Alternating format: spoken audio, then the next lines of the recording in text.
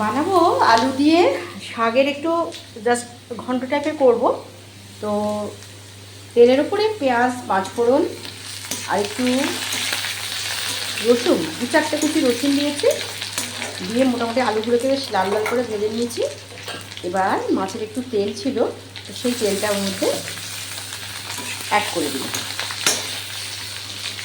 এর মধ্যে কিন্তু বেশি কিছু বাটনা লাগে না, ভালো করে পাঁচফোড়ন, পেঁয়াজ, একটু রসুন দিয়ে দিলেই কিন্তু শাকের ঘন্টর টেস্টটা অনবদ্য হয়। অনেকে সর্ষে দেয়, কিন্তু সর্ষে না দিলেও কিন্তু খুব খারাপ হয় না। তো অলরেডি আমার আলুটা ভালো করে ভাজা হয়ে গেছে।